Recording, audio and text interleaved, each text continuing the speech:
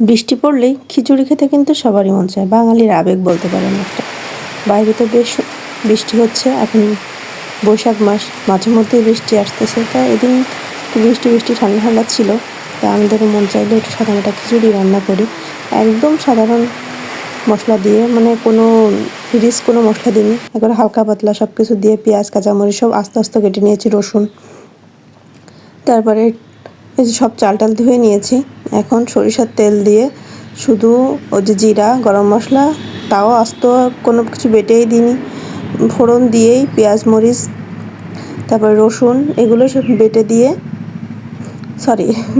না, আস্ত ছেড়ে ভেজে নিয়ে তারপর তো চালটা একটু নাড়াচাড়া দিয়ে ভেজে নিয়ে লবণ হলুদ আর শুকনো মরিচের গুঁড়া, এই হালকা আর ধনের গুঁড়া দিয়েছিলাম, এই আর কি দিয়ে হালকা পাতলা করে একটু খিচুড়ি রান্না করলাম। মাঝে মধ্যে এরকম খিচুড়ির সঙ্গে একটু ডিম ভাজি, বেগুন ভাজি, সবসময় যে সব কিছু থাকবে ঘরে, কিন্তু তারপরেও মন চায় যখন হালকা পাতলা করে খাইতে, এই চেষ্টা করি ঝটপটে। বাচ্চাদের সকালে স্কুল ছিল, এই জন্য প্রেশার কুকারে দিলাম, আর হাঁড়িতে চুলায় যায়নি। চেষ্টা করলাম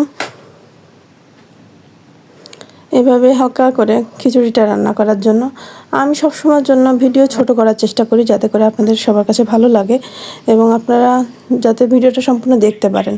এবং যারা আমার পুরো ভিডিওটা দেখেন এবং লাইক কমেন্ট এবং শেয়ার করেন, অবশ্যই আপনাদের অসংখ্য ধন্যবাদ আমার পাশে থাকার জন্য। আসলে আপনাদের সাপোর্টেই তো আমি সামনে এগোবো।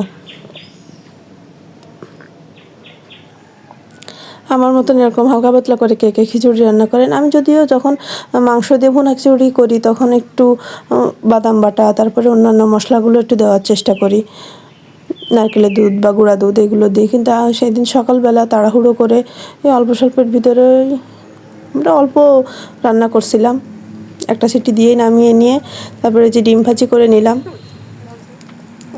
আর খিচুড়ির সঙ্গে ডিম ভাজি না হলে কিন্তু মজা না। আর ইদানিং যে আমার যে আচারটা, সেটা দিয়ে খিচুড়ি খেতে অনেক মজা হয়েছে।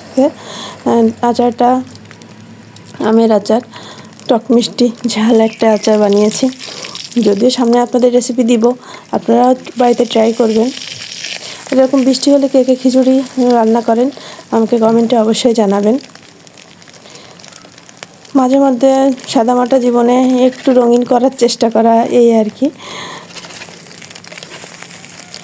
সবাই যারা আমার ভিডিওগুলো দেখেন, আপনাদের আবারও জানাচ্ছি অসংখ্য ধন্যবাদ এবং আমার পাশে থাকবেন এবং ভিডিওগুলো দেখে অবশ্যই একটু শেয়ার করে দেবেন। আপনাদের সাপোর্টেই তো আমি সামনে এগোবো, তাই না?